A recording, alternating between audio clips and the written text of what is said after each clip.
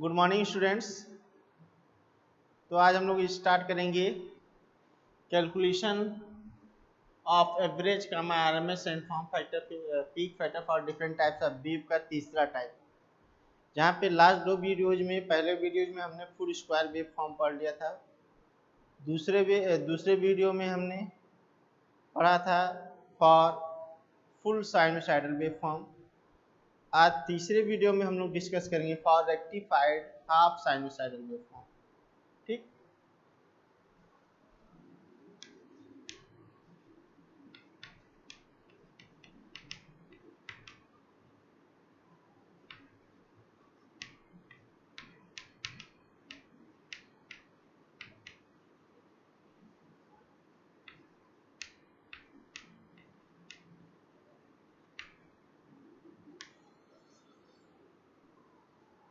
और rectified half sinusoidal wave form में जब हम लोग डिस्कस करेंगे कि इसके average value, form RMS value, form factor, peak factor का कैलकुलेशन किस तरीके से करेंगे, तो उसको डिस्कस करने से पहले हम पहले वेव फॉर्म डिजाइन करेंगे कि half rectified half sinusoidal wave form होता किस तरीके से।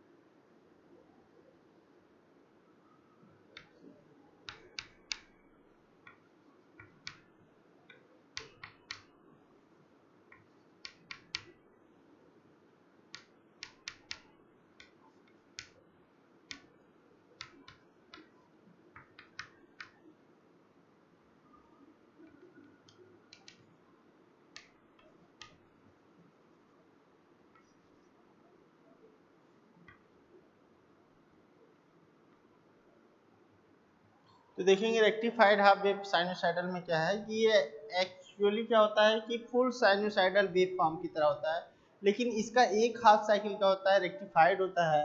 मतलब उसके अंदर ये जो देखें कि एक फुल साइकिल का होता है, उसमें 0 से पाई के अंदर पॉजिटिव वैल्यू मिलता है एक साइनोसाइडल फुल वेव फॉर्म में, और एक साइनोसाइडल फुल वेव फॉर्म में पाई से 2 पाई के अंदर निगेटिव हाफ साइकिल मिलता है।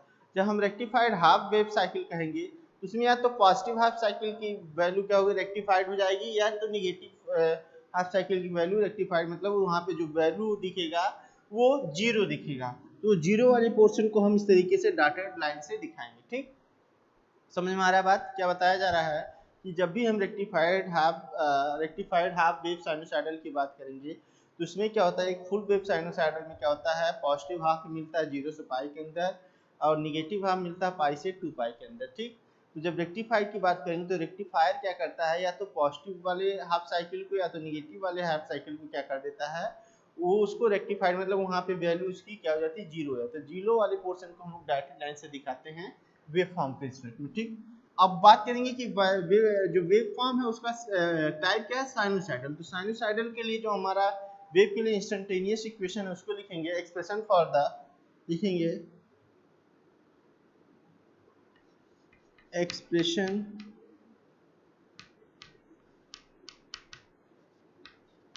फॉर द वेव फॉर्म, क्या लिखेंगे, small v equal to V max sine theta. Clear है? अब v की वैल्यू बताएंगे कहाँ कहाँ मिल रही है। v की वैल्यू हमको मिल रही है v मैक्स साइन थीटा कब, जब थीटा की वैल्यू 0 से बड़ा है और पाई से छोटा है। और 0 कब मिल रही है, जब थीटा की वैल्यू पाई से बड़ा है और 2 पाई से छोटा है। क्लियर है? ये हो गया आपका v इज इक्वल टू क्या एक्सप्रेशन होगा गिवन वेव फॉर्म का, और उस एक्सप्रेशन को हम लोग किसे रिप्रेजेंट करेंगे कि किस पीरियड के अंदर साइकिल की क्या वैल्यू है। तो 0 से पाई पीरियड के अंदर साइकिल की वैल्यू है v मैक्स साइन थीटा, अब पाई से 2 पाई के अंदर साइकिल की वैल्यू है 0, जो इसको हम डॉटेड पोर्शन से दिखाएंगे। ठीक, जब हम एवरेज वैल्यू की कैलकुलेशन की बात करेंगे यहाँ से स्टार्ट करते हैं हम लोग एवरेज वैल्यू। तो एवरेज वैल्यू के लिए मैथमेटिकल एक्सप्रेशन क्या होता है किसी भी पीरियोडिक सिग्नल का, 1/T2 minus T1 to T2 V d theta. Clear है? अब बात करेंगे T1 क्या है, T2 क्या है। अब इसकी पूरी साइकिल देखेंगे तो इसका पूरा साइकिल क्या होगा, देखिए रिपीटेशन कब से चालू हो रहा है, जब ये साइकिल दोबारा कब बन रहा है, 2 पाई से बन रहा है, यानी कि इसका एक साइकिल कंप्लीट हो रहा है 0 से 2 पाई के अंदर, यानी कि T1 का जो रोल करेगा जिसको इनिशियल कहते हैं वो 0, जिसको फाइनल कहते हैं वो 2 पाई। तो T2 की जहाँ क्या लिखेंगे 2 पाई माइनस 0, T1 की जहाँ 0 और T2 की जहाँ 2 पाई V डी थीटा। ठीक, अब देखेंगे कि V की जो वैल्यू है वो दो वैल्यू 0 से पाई के अंदर अलग है, पाई से 2 पाई के अंदर अलग है। तो इस लिमिट को हम ब्रेक कर लेंगे, 1/2 पाई। ब्रेक किस तरह से करेंगे, 0 से पाई के अंदर इसके अनुसार करेंगे, 0 से पाई के अंदर V डी थीटा और पाई से 2 पाई के अंदर V डी थीटा। ठीक, अब देखेंगे इसको देख करके लिखेंगे कि पाई से 2 पाई के अंदर इस V की वैल्यू 0 है तो इसको 0 दिखा देंगे। इसके अंदर 0 से पाई के अंदर V की value V max sine theta है तो यहाँ रख देंगे।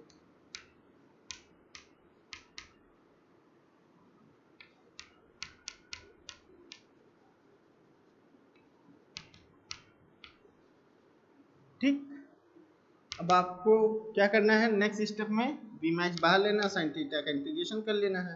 तो नेक्स्ट स्टेप में क्या हो जाएगा, V max upon 2 pi sine का इंटीग्रेशन कॉस थीटा। ठीक, कौन सा cos theta, minus cos theta. ठीक, माइनस कॉस थीटा और लिमिट क्या है 0 से पाई, लिमिट लगा देंगे। V मैक्स अपॉन 2 पाई तो था ही, ब्रैकेट में अब क्या हो जाएगा माइनस, फिर ब्रैकेट में कॉस पाई, कॉस, फिर माइनस कॉस 0। तो कॉस पाई की वैल्यू -1, कॉस, सॉरी यहाँ माइनस कहाँ से आ गई, कॉस पाई की वैल्यू -1 और कॉस 0 की वैल्यू 1। तो जब इसको नेक्स्ट स्टेप में रखेंगे तो माइनस ब्रैकेट में -1 -2 और यहाँ का -+2, तो ये पूरा कैंसिल हो जाएगा इस 2 से, तो बचेगा क्या V मैक्स अपॉन पाई।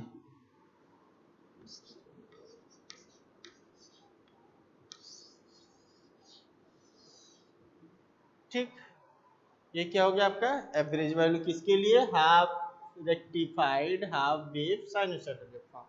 ठीक, फिर से प्रोसेस देख लेंगे कि हमारा किसी भी पीरियोडिक वेव का जब भी एवरेज वैल्यू निकालना होता है तो हम इस मैथमेटिकल एक्सप्रेशन का यूज करते हैं, 1/T2 minus T1 integral of T1 to T2 V d theta. T1 आपको बताया गया था उस वेव फॉर्म का इनिशियल पॉइंट होता है जहाँ से वो चलना शुरू करता है, और T2 क्या होता है उस वेव फॉर्म के साइकिल का क्या होता है फाइनल वैल्यू होती है जहाँ से वो, जहाँ तक वो मतलब वेरी करता है, एक साइकिल जहाँ पे कंप्लीट होता है। ठीक, अब बात करेंगे इस फुल वेव हाफ वेव वाले में अंतर क्या है कि वहाँ पे जो हमारा आया था फुल वेव में एवरेज वैल्यू जो हमने लास्ट वीडियो में डिस्कस किया था उसकी वैल्यू कितना आया था 2V मैक्स, यहाँ पे देखेंगे कितना आया था 2V मैक्स बाई पाई आया था। लेकिन हाँ रेक्टिफाइड हाफ वेव में ये कितना आ रहा है V मैक्स बाई पाई। दोनों में डिफरेंस क्या है कि वहाँ पे जब हम टाइम पीरियड लेके चले थे तो यहाँ पे ध्यान देंगे कि यहाँ पे हम लोग वहाँ पे T1 को 0 और T2 को पाई दिखाए थे, मतलब दिखाए नहीं थे, वहाँ पे पाई होगा क्योंकि वहाँ पे पॉजिटिव और निगेटिव दोनों साइकिल था जिसके कारण हम एक हाफ पॉजिटिव को लेकर के चल रहे थे, तो वहाँ पे इनिशियल वैल्यू 0 थी और फाइनल वैल्यू पाई थी। ठीक, लेकिन यहाँ पे क्या है कि पॉजिटिव निगेटिव यहाँ पे दोनों ना मिल करके एक साइकिल मिला पॉजिटिव वाला, इसलिए अब ये मिल करके 0 नहीं होगा, तो इसलिए यहाँ पे फुल का साइकिल कंसीडर करेंगे तो 0 से 2 पाई के अंदर देखेंगे तो इनिशियल वैल्यू T1 की वैल्यू 0 और फाइनल वैल्यू T2 की वैल्यू 2 पाई यूज करते हुए इसको रखेंगे। फिर देखेंगे जब इंटीग्रल साइन हो रहा है हमारा तो 0 से 2 पाई वी डी थीटा लिख लें। ठीक, तो इंटीग्रल के साइन वी 0 से 2 पाई अंदर वी टी थीटा का देखेंगे, यहाँ पे दो वैल्यू, 0 से पाई के अंदर अलग वैल्यू है वी मैक्स साइन थीटा है, अब पाई से 2 पाई के अंदर अलग वैल्यू है 0 है। ठीक, तो उसके अनुसार हम यहाँ पुट करेंगे और सिंपली इंटीग्रेट करते हुए लास्ट स्टेप तक चले आएंगे, तो हमारा क्या आ जाएगा, वी मैक्स बाई पाई आ जाएगा। क्लियर।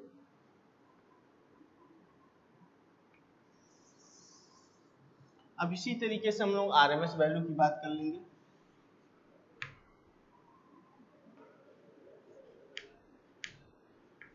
इसका इंटीग्रल फार्मूला क्या है, root over 1/t2 minus t1 integral of t1 to t2 v d theta. Clear. इधर रख देंगे, B R M S square हो जाएगा, यहाँ पे क्या हो जाएगा 1/2 पाई माइनस 0। ठीक, यहाँ पे 0 to 2 pi B D theta. ठीक, अब इसी के अनुसार, इस स्टेप के अनुसार देखेंगे, जब हम इस स्टेप के बाद जब इस स्टेप में आए हैं, तो जब हम यहाँ पे लिमिट को ब्रेक करेंगे, तो लिमिट को ब्रेक कर क्या दिखाएंगे, एक 0 से पाई वी डी थीटा लिखेंगे, पाई से 2 पाई वी डी थीटा लिखेंगे, तो इसके अनुसार लिख लेंगे V R M S square इधर, इसको लास्ट में देखेंगे यहाँ पे 1/2 पाई, इसको लिमिट ब्रेक कर लेंगे 0 से पाई वी डी थीटा लिख लेंगे, और यहाँ क्या लिखेंगे, पाई से 2 पाई वी डी थीटा लिख लेंगे। ठीक, इसके बाद अब आपने बात किया है कि पाई से 2 पाई के अंदर बी की वैल्यू क्या है, 0, तो इसको 0 बता देंगे, आगे बढ़ाएंगे।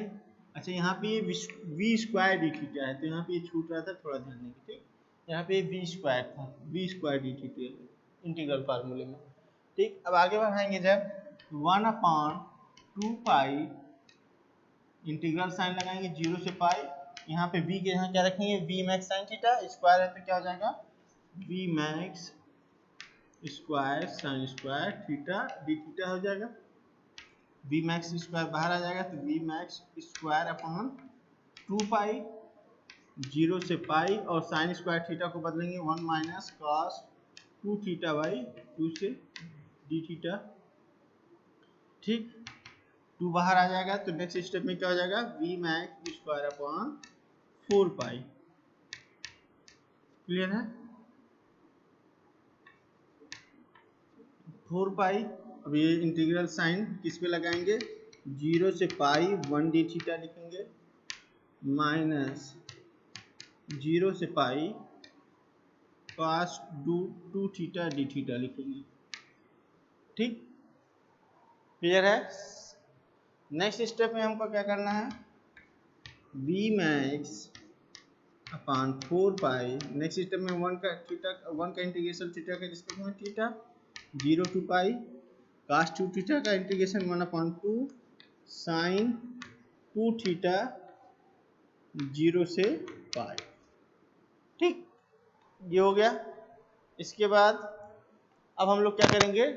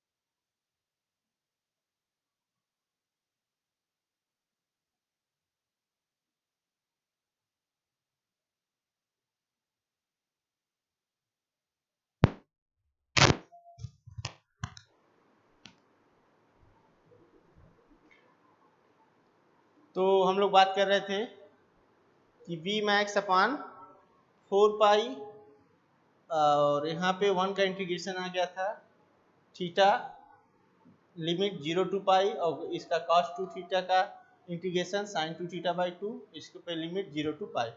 अब इसके अगले स्टेप में क्या कर देना है, लिमिट रख देना हमको v max upon 4 pi, limit रख देंगे pi minus 0 1 by 2 sine 2 pi minus sine 0, sine 0 की वैल्यू आपको पता है कितना 0 और साइन पाई की वैल्यू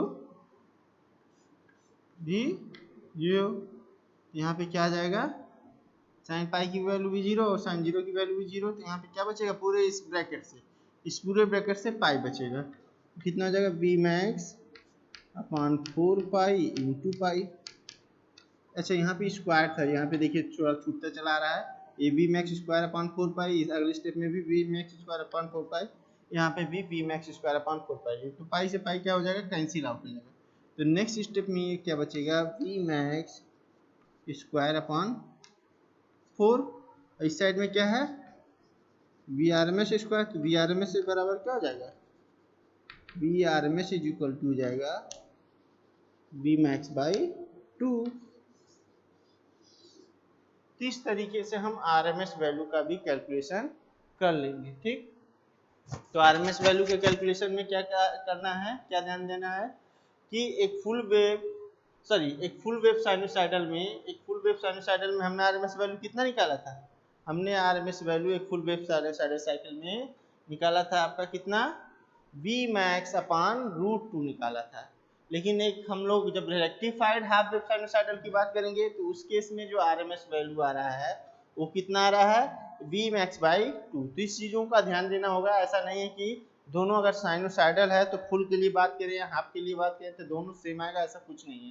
ठीक, तो अलग अलग वैल्यू आएंगी, तो इसमें भी कैलकुलेशन में क्या ध्यान देना है कि पहले तो देखना है आपका कि मैथमेटिकल एक्सप्रेशन आपको ध्यान में होना चाहिए कि क्या होता है मैथमेटिकल एक्सप्रेशन किसी भी पीरियोडिक सिग्नल के लिए, RMS value is equal to √1/t2 minus t1 integral of t1 to t2 v square d theta. वहाँ पे हमने आपको पहले भी बता चुका, अगर यहाँ थीटा रहेगा तो d थीटा लिखेंगे, यहाँ t रहेगा तो वहाँ dt लिखेंगे, यहाँ x रहेगा तो वहाँ dx लिखेंगे। तो जो जैसा वेरिएबल होगा जिसके रिस्पेक्ट में वैरी करेगा वहाँ पे हम d के साथ यूज करेंगे, dx dt dy जो भी आपका वेरिएबल टर्म होगा उसके हिसाब से यूज करेंगे। ठीक, इसके बाद आपसे बताया गया कि जो t1 है वो इस वेव फॉर्म में मिलने वाले साइकिल का क्या होगा, इनिशियल पॉइंट होगा, और वो जो t2 है इसी वेव फॉर्म में मिलने वाले साइकिल का फाइनल पॉइंट होगा। तो t1 t2 की पहचान हम किस तरीके से करेंगे, t1 t2 की पहचान हम पहले साइकिल को पहचानेंगे। साइकिल की पहचानने का क्या तरीका है, ये बार बार बताया जा रहा है कि ये जो शेप है, जो पहला शेप है वो जब दोबारा जनरेट होगा, तो पहला शेप ये किस तरीके से, इस तरीके से है, दोबारा कहाँ जनरेट हो रहा है, यहाँ पे हो रहा है, तो यानी से जहाँ से 0 पे और दोबारा कब बना 2 पाई, तो यानी कि 0 से जहाँ तक बना, जहाँ से दोबारा बना वहां तक वो क्या होता है उसका टाइम पीरियड कहलाएगा, यानी कि 0 से 2 पाई इसका एक टाइम पीरियड कहलाएगा, इसके एक कंप्लीट साइकिल का टाइम पीरियड कहलाएगा। तो जो 0 होगा उसके लिए t1 होगा और जो 2 पाई होगा वो उसके लिए t2 होगा। ठीक, किसके लिए, इस वेव फॉर्म के लिए। लेकिन अब बात कर रहे हैं कि जब हम लोग इसका एक्सप्रेशन लिख रहे हैं तो इस एक्सप्रेशन में हमने बताया जो डॉटेड पोर्शन है वो रेक्टिफाइड है, और रेक्टिफाइड पोर्शन को डॉटेड लाइन से दिखाया जा रहा है, जहाँ पे रेक्टिफाइड पोर्शन की वैल्यू कितनी है, 0 है। रेक्टिफाइड पोर्शन की वैल्यू कितनी है, 0 है। तो इस तरीके से अब जब हम लोग यहाँ पे 0 वैल्यू को देखेंगे तो पाई से 2 पाई के अंदर हम लोग v की वैल्यू 0 दिखाएंगे, और 0 से पाई के अंदर v की value v max sine theta दिखाएंगे। तो यहाँ पे ये डाटा आपको पुट कर देना है, यहाँ का रूट उठा करके इधर लेफ्ट साइड में कर दिया, तो इधर लेफ्ट साइड में करेंगे तो यही value V R M S square हो जाएगा। तो V R M S square हो जाएगा, तो V R M S square is equal to हो जाएगा 1/t2 के यहाँ लिखेंगे 2 पाई और t1 के यहाँ 0, integral of t1 to t2 यानी कि 0 से 2 पाई v स्क्वायर डी थीटा। तो v स्क्वायर डी थीटा का मतलब v के यहाँ, अब पहले हम लोग यहाँ पे v के यहाँ वैल्यू नहीं रखेंगे क्योंकि v की वैल्यू अलग अलग लिमिट में अलग अलग है, तो पहले इसको लिमिट में ब्रेक कर लेंगे। पहला लिमिट 0 से पाई के अंदर v स्क्वायर डी थीटा कर लेंगे, दूसरा लिमिट पाई से 2 पाई के अंदर v स्क्वायर डी थीटा कर लेंगे। अब जब लिमिट अलग अलग हो जाएगी तो वैल्यूज को पुट कर देंगे, वैल्यूज को पुट करने के बाद देखेंगे कि 0 से पाई के अंदर हमने 0 दिखा दिया है, जहाँ पे ये वैल्यू इरेज हो गए, 0 से पाई के अंदर कर रहे हैं, पाई से 2 पाई के अंदर बी की वैल्यू 0 दिखाया, यहाँ पे ये वैल्यू नेक्स्ट स्टेप में गायब हो जाएगा, और पाई 0 से पाई के अंदर ये value B max sine theta है, तो ये स्क्वायर होने के कारण B max square sine square theta हो जाएगा। फिर पुट करते हुए फिर इसको नेक्स्ट स्टेप में हमने क्या किया है, साइन स्क्वायर डायरेक्ट इंटीग्रेट नहीं होता, उसको हम लोग चेंज कर करके इंटीग्रेट करते हैं। तो चेंज किससे करते हैं, 1 माइनस cos 2 थीटा बाई 2 से चेंज करते हैं। तो यहाँ पे नेक्स्ट स्टेप में बी मैक्स स्क्वायर को बाहर ले लिया, तो बी मैक्स स्क्वायर अपॉन 2 पाई और 0 टू पाई, और साइन स्क्वायर थीटा को हमने चेंज कर दिया 1 माइनस cos 2 थीटा बाई 2 से। ठीक, जब इतना चेंज कर लेंगे हम लोग, तो अब आगे क्या करेंगे और फर्दर स्टेप को आगे बढ़ाएंगे, तो 2 बाहर ले लेंगे, तो बी मैक्स स्क्वायर अपॉन 4 पाई हो जाएगा। फिर इंटीग्रल ऑफ 0 टू पाई, वो यहाँ पर 2 बाहर होगा, 1 बचा तो 1 डी थीटा, और इसको सेपरेट कर लिया। फिर 0 से पाई, इंटीग्रल ऑफ 0 से पाई cos 2 थीटा डी थीटा हो गया। फिर यहाँ पे सिंपली इंटीग्रेट करते हुए इसी तरह लास्ट तक आपको चले आना है, वैल्यूज क्या हो जाएगा, v मैक्स अपॉन पाई हो जाएगा। क्लियर है। अब हम दो कैलकुलेशन कर लिए, एवरेज का, आरएमएस का। तीसरा कैलकुलेशन करेंगे फॉर्म फैक्टर का। ठीक, तो फॉर्म फैक्टर का कैलकुलेशन यहाँ पे ही कर लेते हैं, यहाँ पे है स्पेस थोड़ा।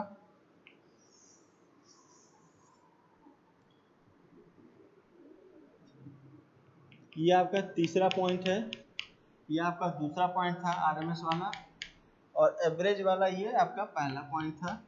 ठीक, इसके अंदर अब तीसरा पॉइंट की बात करने जा रहे हैं, फॉर्म फैक्टर।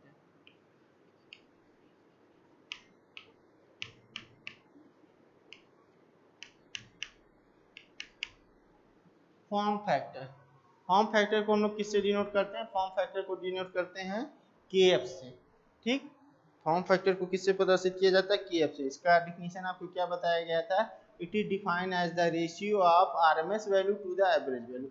मतलब किसी भी वेव फॉर्म के, पीरियाडिक वेव फॉर्म के लिए जो आरएमएस वैल्यू आती है और उसका जो एवरेज वैल्यू आता है, उनका जो रेशियो होता है आरएमएस टू द एवरेज का, उसी को हम लोग क्या कहते हैं, फॉर्म फैक्टर। तो आरएमएस वैल्यू कितना निकाले आप, V max by pi, V max by 2 निकाले हैं। एवरेज वैल्यू कितना निकाले हैं, वी मैक्स बाई पाई निकाले हैं। तो यहाँ पे कर लेंगे हम लोग KF is equal to RMS value upon average value. तो RMS वैल्यू देखिए कितना लिखे हैं, V max by 2, average value कितना लिखे हैं, V max by pi. V max cancel हो गया, तो नेक्स्ट स्टेप में पाई बाई 2, तो ये 1.57 के नियर अबाउट आएगा, क्योंकि पाई की वैल्यू कितना लेके चलते हैं हम लोग, पाई की वैल्यू हम लोग चलते हैं 3.14 मान करके, तो 3.14 का जब हम आधा करेंगे तो 1.57 के नियर अबाउट आएगा। ठीक, तो ये हो गया फॉर्म फैक्टर किसके लिए, तो हमने आपको बताया था फॉर्म फैक्टर और फी फैक्टर जो टर्म है किसी भी पीरियाडिक वेव फॉर्म के लिए क्या है, ये कांस्टेंट का टर्म है। मतलब हम ये कभी भी कैलकुलेट करेंगे half rectified half wave sinusoidal के लिए, तो उतना ही आना चाहिए या आएगा। ठीक, 1.57। अब दूसरे फैक्टर की बात कर रहे हैं, चौथे फैक्टर की, दूसरे फैक्टर की चौथे पॉइंट में दूसरे फैक्टर की बात कर ले रहे हैं। तो चौथे पॉइंट में दूसरा फैक्टर कौन सा बचा, पीक फैक्टर।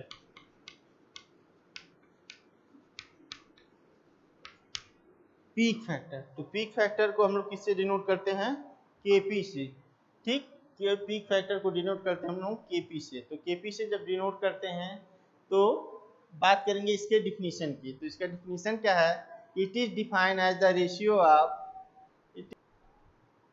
तो क्या बात कर रहे थे कि पीक फैक्टर, तो पीक फैक्टर को हमने बताया केपी से डिनोट करते हैं, उससे केपी से प्रदर्शित करते हैं, जिसको आपको डिफिनीशन के रूप में बताया गया था या डिफाइन किया गया था। It is defined as the ratio of maximum value to the RMS value. Maximum value to the RMS मतलब किसी भी इस half wave rectified sinusoidal waveform को जो मैक्सिमम वैल्यू होगा और जो ये आरएमएस वैल्यू आपने निकाला है, मैक्सिमम वैल्यू और आरएमएस वैल्यू का जो रेशियो निकालेंगे हम लोग, उसके उस वैल्यू के बराबर जो वैल्यू आएगा वही उस इस वेव फॉर्म का क्या कहलाएगा, पीक फैक्टर कहलाएगा। तो पीक फैक्टर जो को डिनोट करते हैं केपी, तो लिखेंगे KP is equal to maximum value to the RMS value. Clear है। मैक्सिमम वैल्यू कहाँ से देखेंगे, वेव से देखेंगे। मैक्सिमम वैल्यू वेव का कितना है, वी मैक्स है। वी मैक्स लिख लिया। आरएमएस वैल्यू कहाँ से देखेंगे, इस दूसरे पॉइंट से जो कैलकुलेट करके ये लास्ट स्टेप में लाए हैं। लास्ट स्टेप में क्या लाए हैं, वी मैक्स बाई 2 लाए हैं, तो यहाँ लिख लेंगे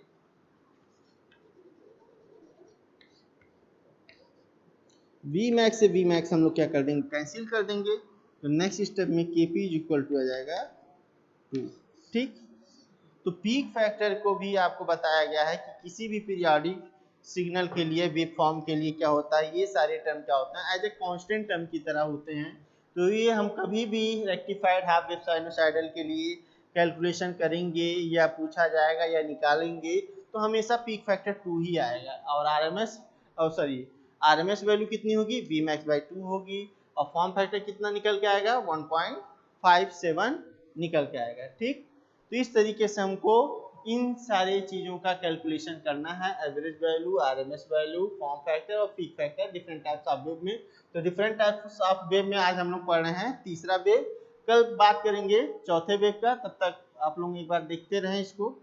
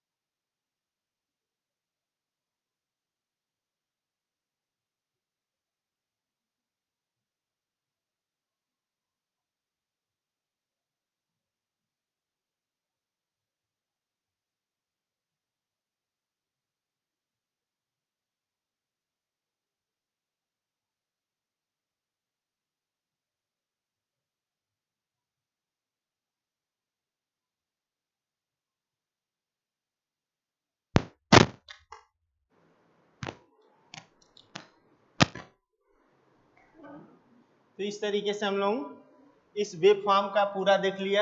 एवरेज वैल्यू का कैलकुलेशन जो यहाँ पे करके आपको दिखाया गया, बताया गया है। आरएमएस वैल्यू का कैलकुलेशन जो यहाँ पे करके दिखाया गया आपको। फॉर्म फैक्टर आपको बार बार बताया जा रहा है, कभी भी किसी भी पीरियोडिक वेव का हम फॉर्म फैक्टर निकालेंगे तो हमेशा किसका रेशियो लेंगे, आरएमएस वैल्यू का और एवरेज वैल्यू का। और जब भी पीक फैक्टर किसी भी पीरियोडिक वेव का निकालेंगे तो किसका रेशियो लेंगे, मैक्सिमम वैल्यू का और आरएमएस वैल्यू का। तो इस तरीके से जो भी कैलकुलेशन आएगा फॉर्म फैक्टर का और पीक फैक्टर का, तो हर ये पीरियोडिक सिग्नल के लिए हमने आपको बताया क्या होता है, ये एज ए कांस्टेंट टर्म होता है, मतलब कभी भी कैलकुलेट करेंगे तो हमेशा फॉर्म फैक्टर 1.57 ही आएगा, और पीक फैक्टर कभी भी कैलकुलेट करेंगे तो हमेशा 2 ही आएगा, लेकिन किसके लिए आएगा, हमेशा rectified half wave sinusoidal wave form के लिए आएगा। ठीक, तो इसी तरीके से कल हम लोग नेक्स्ट वेव फॉर्म की बात करेंगे जिसको हम लोग ट्रायंगुलर वेव फॉर्म कहेंगे। तब तक के लिए धन्यवाद, थैंक यू वेरी मच।